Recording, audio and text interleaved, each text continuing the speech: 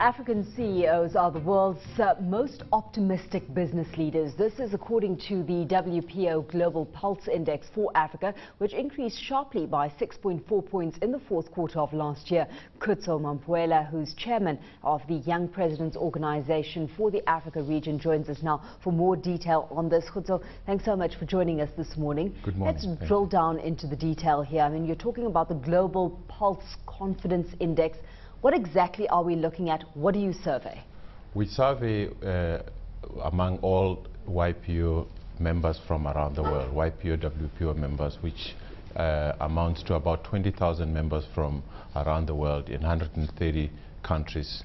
And we get a sample of approximately 2,400 CEOs participate in this survey to give us a sense of their own sentiment regarding how their business plans are going to evolve going forward. Were you surprised by the fact that Africa's business confidence sits the highest in the world?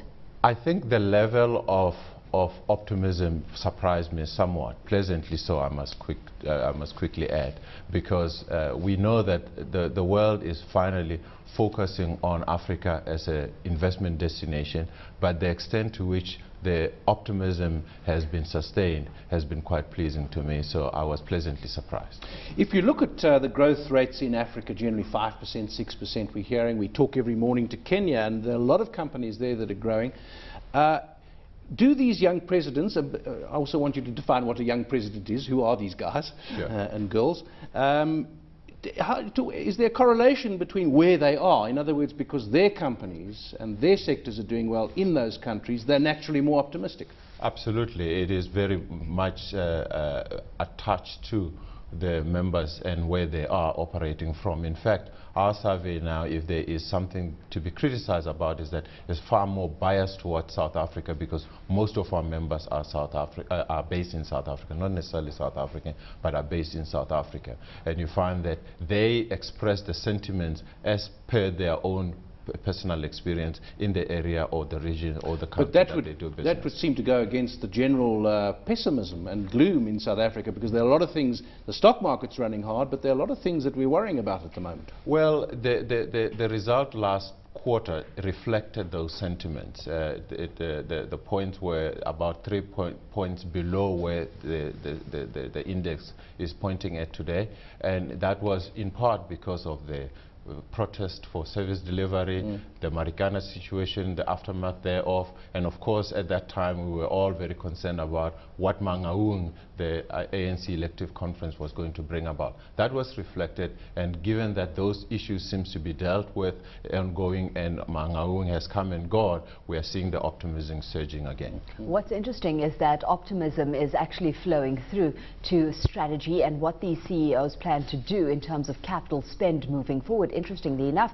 we've got plans to boost capital spending, driving the fixed investment component of the index. Take us through that, and you know, looking specifically at where money's looking to be spent. Absolutely. I think this has been a pleasing development, and we spoke about this the last quarter, where we looked at the pessimism that was prevailing at the time regarding Asia, specifically China, because there was a slight slowdown. But I pointed out at the time that the most encouraging thing is the fact that there was capital spending being put into the economy of the country. And today, Asia, and China in particular, China and Japan, are the driving forces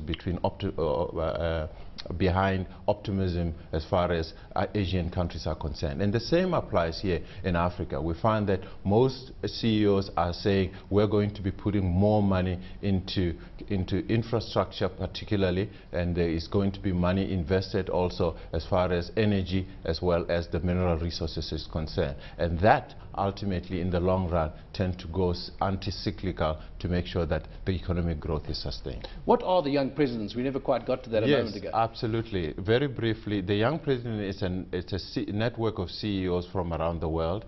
In order to join the network, you need to be managing a business of a particular size, both in terms of revenue as well as number of employees that are under your authority, and you need to be below the age of 45.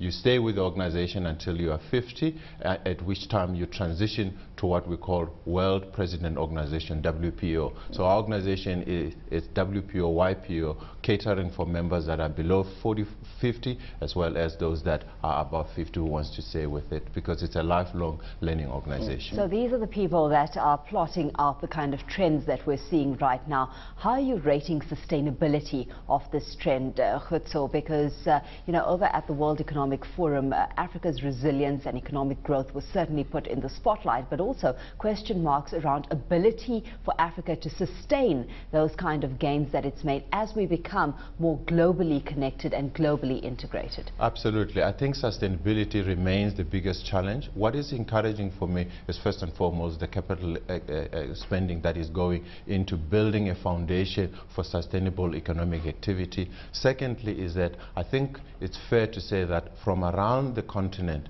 issues around reforms, both on a physical as well as the social political side, are being addressed to make sure that we are going to be able to sustain. Remember, Africa has got 70% of its population is less than 30 years old. And so in order for us to really make sure that this is sustained, we need to invest in the youth, we need to invest in the infrastructure. And I think gradually countries from around the continent are starting to pay attention. This is not to say that we don't have problems, but I think we are long past the days where, as the economists said, that Africa is the hopeless continent.